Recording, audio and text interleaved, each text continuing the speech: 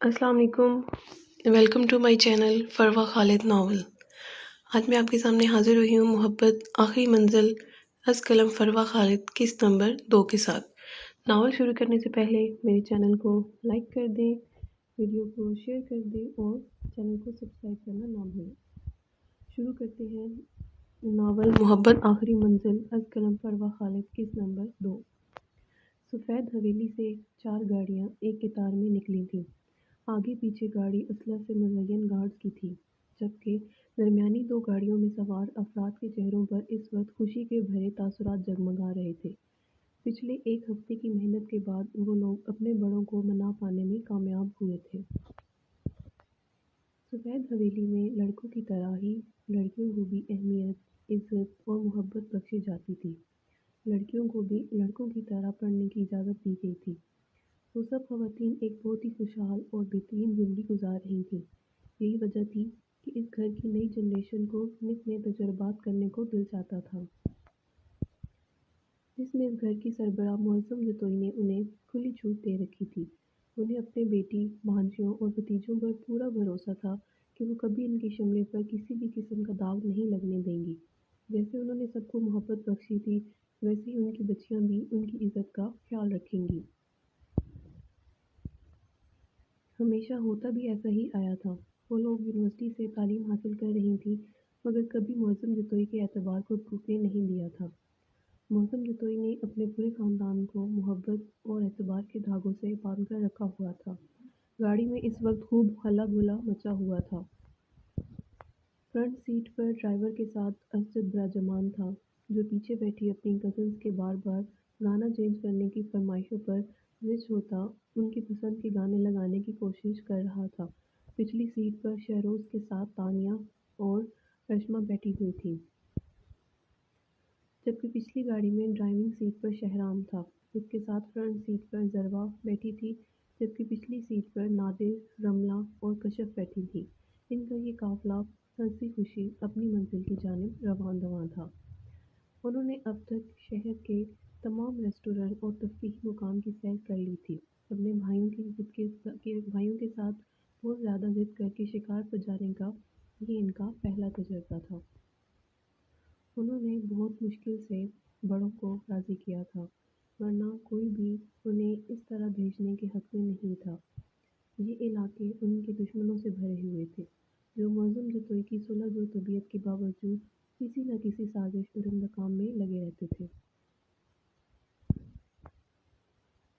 مگر ان سب نے وعدہ کیا تھا کہ وہ کچھ بھی الٹا سیدھا نہیں کریں گی، صرف انہیں جنگلات میں جائیں گی جو ان کے حصے میں آتے تھے۔ وہ مخالفین کی زمین پر پیر بھی نہیں رکھیں گی۔ ایسے بہت سارے وعدوں اور منتوں کے بعد جا کر گھر والے مجبوراً راضی ہو گئے تھے، مگر گارڈز کی بھاری نفری بھیجی گئی تھی ساتھ۔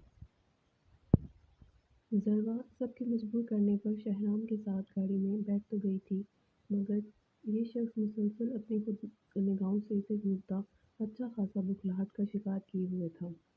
وہ سب کے احتجاج کے باوجود جس قسم کے گانے لگا رہا تھا، وہ اس کے دل کی حالت کی واضح عکاسی کر رہے تھے، جو پوری طرح سے ضروا تک پہنچ رہے تھے۔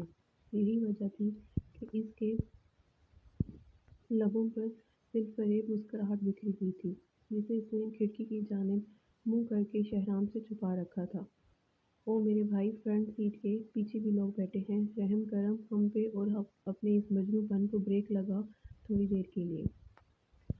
نادر اتنے حسین سفر میں اس کی جانب سے لگائے گئے محبت بھرے سیڈ سانگ سن سن کر اکتاہٹ کا شکار ہو چکا تھا۔ اپنے اور اپنے ہم پر رحم کریں، بیٹھے لوگ بھی پیچھے کی سیٹ فرنٹ بھائی میرے او لیے کہ دیر تھوڑی لگا بریک کو پن مجنوں۔ اس نادر اتنے حسین سفر میں اس کی جانب سے لگائے گئے محبت بھرے سیڈ سانگ سن سن کر اکتاہٹ کا شکار ہو چکا تھا۔ اس کی بات سنتے جہاں رملہ اور کشف کا قہقہ برآمد ہوا تھا، وہاں آگے بیٹھے وہ دونوں بھی اپنے اس منہ پھٹ کزن کی جانب بات پر جھیل گئے تھے۔ جو لڑکا بولنے سے پہلے سوچنے کی زحمت بالکل بھی نہیں کرتا تھا، تم جیسا بھائی ہوتے ہوئے دشمنوں کی کیا ضرورت ہے بھلا؟ شہرام اسے دیکھتا دانت پیس کر رہ گیا تھا اور موبائل اس کی جانب پھینکتا اب پوری توجہ ڈرائیونگ پر مبذول کر چکا تھا۔ نادر نے اب جو گانے لگائے تھے، اس پر اب اس کے ساتھ بیٹھی محترمہ وہ انجوائے کرنا شروع ہو چکی تھی۔ وہ جو کچھ سیکنڈ پہلے کب کی دکھا رہا تھا، اب کی نظروں سے ضربہ کو دیکھتا اپنے اندر تک ایک خوشگوار سا احساس اترتا محسوس کر رہا تھا۔ یہ لڑکی بچپن سے اس کی محبت تھی۔ ان دونوں کی 2 سال پہلے بات طے ہو چکی تھی۔ آفیشیلی تو نہیں، مگر بڑوں کے آپسی فیصلے کے مطابق یہ لڑکی اس کی منگیتر تھی۔ ضربہ کی تعلیم مکمل ہونے اور مہراب خان جتوئی کے واپس آنے پر ان کی شادی طے پانی تھی۔ یہ پرکشش اور دلکش روح کی مالک پیاری سی لڑکی اسے بہت زیادہ عزیز تھی۔ بچپن سے لے کر اب تک اس نے کسی اور لڑکی کی جانب دیکھا تک نہیں تھا۔ اس کے جذبات اور احساسات ہمیشہ ضربہ معظم جتوئی کے لیے ہی مختص تھے، اور اس سے بھی زیادہ خوشی کی بات اس کے لیے یہ تھی کہ اس نے ضربہ کے قاسمی رنگ حسین آنکھوں میں بھی اپنا عکس دیکھا تھا۔ اپنے فطری شرم و حیا کے باعث اس نے کبھی اس بات کا اقرار نہیں کیا تھا، مگر شہرام کی ذرا سی وارفگی دکھانے پر اس کے چہرے پر بکھرنے شرمگی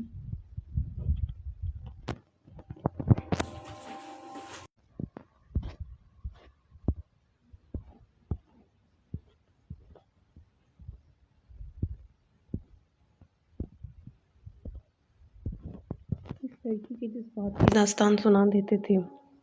سفید حویلی میں ایک ہنستا بستا بہت پیارا خاندان آباد تھا، جس میں سب کے دل ایک دوسرے سے جڑے ہوئے تھے، ایک دوسرے کی محبت سے لبریز اور قدرتوں سے پاک۔ بطول بی بی جو پورے قبیلے میں بی بی سرکار کے نام سے پکاری جاتی تھیں، ان کے 3 بیٹے اور 1 بیٹی تھی۔ معظم جتوئی سب سے بڑے تھے۔ کچھ خاندانی وجوہات کی بنا پر انہوں نے 2 شادیاں کی تھیں۔ ایک وہ سردار تھے جن پر باقی سب سے زیادہ ذمہ داریاں نبھانے اور قربانیاں دینی پڑی تھیں۔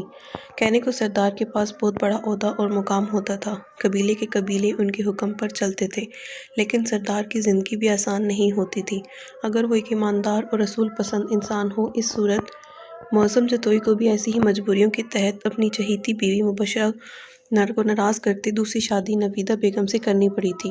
مبشرہ جتوئی سے ان کا ایک بیٹا مہراب خان جتوئی تھا، جو انہیں بیٹے جیسی بہت بڑی اور حسین دولت سے نوازتی، ان سے ہمیشہ کے لیے منہ موڑ گئی تھیں۔ نویدہ بیگم سے ان کی 2 بیٹیاں تھیں، ضربہ اور کشف، جو اپنے بڑے بھائی سے بہت زیادہ محبت کرتی تھیں۔ نویدہ بیگم کو بھی مہراب خان جتوئی ہمیشہ اپنی سگی اولاد سے بڑھ کر رہا تھا۔ معظم جتوئی کے بعد دوسرے نمبر پر قربان جتوئی تھے، جن کی شادی ان کی چچا زاد نجمہ جتوئی سے ہوئی تھی۔ ان کے 2 بیٹے اور 2 بیٹیاں تھیں، اسجد، شہرام، تانیہ اور رملہ۔ تیسرا نمبر وسیم جتوئی کا تھا۔ ان کی شادی خالہ زاد کلثوم سے ہوئی تھی۔ ان کے 2 بیٹے اور 1 بیٹی تھی، شہروز، نادر اور رشنا۔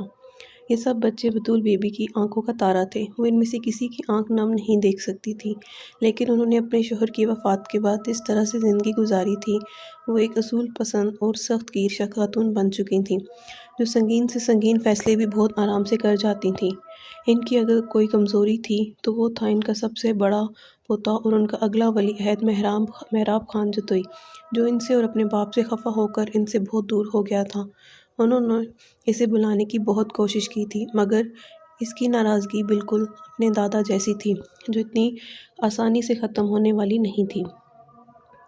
یہ تو بہت گھنا جنگل ہے۔ گاڑیوں سے اترتے رشنا کی ڈری ڈری سی آواز گونجی تھی۔ وہ یہاں بالکل بھی نہیں آنا چاہتی تھی، نہ تو اسے شکار کا شوق تھا اور نہ اس قسم کے ایڈونچرز کا، مگر یہ سب اسے زبردستی اپنے ساتھ گھسیٹ کر لے آئے تھے۔ اب اتنے خوفناک درخت اور جانوروں کی عجیب و غریب آوازیں سن کر اس کی جان نکل رہی تھی۔ انہیں قربان صاحب نے خاص طور پر ہدایت کی تھی کہ وہ زیادہ آگے نہیں جائیں گے، آگے جانا خطرناک ہو سکتا تھا، مگر وہ لوگ راستے میں ہی پلاننگ کر چکے تھے کہ کیسے وہ گارڈز کو چکمہ دے کر آگے جانے والے تھے۔ آپ لوگ یہیں رکو، ہم تھوڑا سا آگے ہو کر آتے ہیں، وہاں مجھے ایک شکار نظر آیا ہے۔ اتنے سارے لوگوں کو دیکھ کر اس نے ویسے ہی بھاگ جانا ہے۔ اسجد نے ان دست کے قریب افراد کو وہیں رکنے کو کہا تھا۔ گارڈز نے اعتراض کرنا چاہا تھا، مگر وہ مالکوں کے آگے زیادہ کچھ بول نہیں سکتے تھے، اس لیے مجبوراً وہیں رہنا پڑا تھا۔ سائیں، زیادہ آگے مت جائیے گا، آگے خطرہ بھی ہے، اور دوسرا تھوڑا سا آگے جا کر ہماری حدود ختم ہو جاتی ہے، آگے دشمنوں کا علاقہ شروع ہو جاتا ہے، ادھر غلطی سے بھی قدم مت رکھیے گا۔ ان گارڈز کے ساتھ آئے قربان صاحب کے خاص آدمی شاہ رخ نے انہیں آگے بڑھتے دیکھ پیچھے سے ہدایت کی تھی، جو سن کر وہ سب اس بات میں ایسے سر ہلا گئے تھے جیسے واقعی اس کی بات کو سیریس لیا گیا ہو۔ سائیں، مجھے نہیں لگتا ہمیں وہاں جانا چاہیے۔ ابراہیم لاشاری کی زبان پر ہم بھروسہ تو تب کرتے اگر اس کے بیٹے اس کے قابو میں ہوتے۔ وہ کس کماش کے ہیں، ہمیں یہ بات بہت اچھے سے جانتے ہیں۔ اس کے باوجود وہاں جا کر ان سب مذاکرات کرنا اپنے ہاتھوں اپنی جان لینے کے مترادف ہے۔ قربان جتوئی اپنے بھائی کے لیے بہت زیادہ فکر مند تھے۔ وہ کسی بھی قیمت پر ان کو لاشاری قبیلے کی سازش کا شکار نہیں ہونا دینا چاہتے تھے۔ باقی سب معظم جتوئی کے آگے خاموش تھے، مگر قربان جتوئی ان کی ناگواری محسوس کرنے کے باوجود یہ بات کہنے سے باز نہیں آئے تھے۔ تم کیا چاہتے ہو قربان؟ یہاں کی سفاک روایت قائم رکھتے اپنی انا کی جنگ جیتنے کی خاطر اپنے خطے میں خون کی ندیاں بہا دوں؟ معظم خان جتوئی کو اپنے چھوٹے بھائی کی بات سخت ناگوار گزری تھی، جس کا جواب بھی انہوں نے محفل میں سب کے سامنے ہی دیا تھا۔ ان کا جلالی انداز دیکھ دوبارہ کسی نے بھی انہیں کچھ کہنے کی جرات نہیں کی تھی۔ انہیں ابھی تھوڑی دیر بعد نکلنا تھا۔ وہ اپنے ساتھ گارڈز کے علاوہ کسی کو بھی نہیں لے کر جا رہے تھے، جس بات نے بطول بی بی اور باقی خواتین کا دل ہلا کر رکھ دیا تھا۔ ابھی صبح ہی سب بچے ہنستے مسکراتے گھر سے نکلے تھے، جس کے بعد معظم جتوئی نے یہ بات کہی تھی، ورنہ ان کے جذباتی بھتیجوں نے بھی ان کے ساتھ جانے کی ضد کرنی تھی۔ اور یہ بات باقی سب کی طرح وہ بھی بہت اچھی طرح سے جانتے تھے کہ وہاں جانے میں انہیں کس قدر خطرہ لاحق تھا۔ لیکن وہ پھر بھی اپنے لوگوں کی خاطر ایسا کرنا چاہتے تھے۔ وہ اپنی آنے والی نسلوں کو وراثت میں دشمنی نہیں دینا چاہتے تھے۔ ان سب بچوں کو آج حویلی سے باہر بھیجنے کا مقصد بھی یہی تھا۔ معظم صاحب، ہم نے سالوں پہلے اپنے شوہر کو کھویا تھا۔ وہ درد ابھی تک ہمارے دل کو سکون نہیں لینے دیتا۔ ہم آپ کو کھونا برداشت نہیں کر پائیں گے۔ ہم جانتے ہیں کہ آپ سردار ہیں، بیٹے سے پہلے آپ کو سردار ہونے کی ذمہ داری نبھانی ہے۔ بظاہر ہم جتنا بھی سخت دل اور مضبوط بنیں، مگر یہ سچ ہے کہ ہم اب مزید کچھ بھی کھونے کا حوصلہ نہیں رکھتے۔ وہ جانے سے پہلے بطول بی بی سے ملنے آئے تھے۔ جب وہ ان کی پیشانی چومتی، اپنے آنسوؤں کو نہیں روک پائی تھی۔ ایک جانب کھڑی نویدہ بیگم کا دل بھی خوف سے کانپ رہا تھا۔ وہ اپنے شوہر کو روک لینا چاہتی تھی، لیکن جانتی تھی کہ جب وہ اپنی پیاری ماں کے کہنے پر نہیں رک رہے تھے تو ان کے کہنے کی کیا حیثیت ہونی تھی۔ اماں سرکار، ایسا کچھ نہیں ہوگا جیسا آپ سوچ رہی ہیں۔ آپ اگر اس طرح پریشان ہوں گی تو آپ کی طبیعت خراب ہو جائے گی۔ سردار کی ماں تو بہت بہادر ہوتی ہے۔ اس پورے قبیلے کی ماں ہیں آپ۔ میں وعدہ کرتا ہوں آپ سے، میرے دشمن میرا بال بھی بیکا نہیں کر پائیں گے۔ بہت جلد لوٹ کر آؤں گا۔ معظم جتوئی نے ماں کے ہاتھ چومتے انہیں آنکھوں سے لگایا تھا اور لمبے لمبے ڈگ بھرتے وہاں سے نکل گئے تھے۔ ان کی گاڑیوں کے قافلے کو سفید حویلی سے نکلتے دیکھ وہاں کھڑے تمام افراد کے دل خوف سے کانپ رہے تھے۔ قربان صاحب بار بار شہرام اور اسجد کا نمبر ملا رہے تھے، مگر وہ جس جگہ پر تھے وہاں سگنل ایشو تھا۔ اسی وجہ سے ان کی نہ تو ان سے کسی سے بات ہو پائی تھی اور نہ ہی گارڈ سے کوئی رابطہ ہوا تھا۔ ان کے بہت کہنے پر بھی معظم خان جتوئی ان میں سے کسی کو بھی اپنے ساتھ لے کر نہیں گئے تھے۔ اب جب تک وہ صحیح سلامت لوٹ کر واپس نہ آ جاتے، سفید حویلی کی تمام مکینوں کی سانسیں سولی پر ہی اٹکی رہنی تھیں۔ قربان جتوئی نے کچھ سوچتے ایک بار پھر سے امید کے تحت مہراب خان جتوئی کا نمبر ڈائل کیا تھا، مگر کل ہوئی ادھوری بات کے بعد سے یہ نمبر مسلسل بند ہی جا رہا تھا۔ ان کے ماتھے پر شکنوں کا جال بچھ گیا تھا۔ مہراب نے پہلے ایسا کبھی نہیں کیا تھا، چاہے جتنے بھی ناراض سہی، مگر وہ اس گھر کے ہر فرد سے بے پناہ محبت کرتا تھا اور سب سے زیادہ اپنے باپ سے۔ 2 دنوں سے اسے بہت سخت بخار تھا۔ عصمت بیگم پورا وقت اس کے ساتھ رہی تھیں۔ کبھی اس کے ماتھے پر ٹھنڈے پانی کی پٹیاں رکھ رہی تھیں تو کبھی اس کا بخار چیک کرتیں۔ وہ اتنی ہی نازک سی تھی، مگر اتنی ہی اذیتوں سے بھری تھی اس کی زندگی۔ اتنی کم عمری میں وہ جتنی تکلیفیں سہ چکی تھی، عصمت بیگم کا دل اس کی تکلیف دیکھ پسج گیا جاتا تھا۔ اس پوری حویلی میں ایک وہی تھی جو اس کی تکلیف سمجھتی تھی، وہ اس کی غمگسار تھی۔ شوہر کے بلاوے پر وہ نہ چاہتے ہوئے بھی رات کو اسے اکیلے چھوڑ کر انہیں جانا پڑا تھا۔ امرا کا پورا وجود دکھ رہا تھا۔ وہ اپنی جگہ سے ہل بھی نہیں پا رہی تھی جب اسی لمحے فریحال اس کے کمرے میں داخل ہوئی تھی۔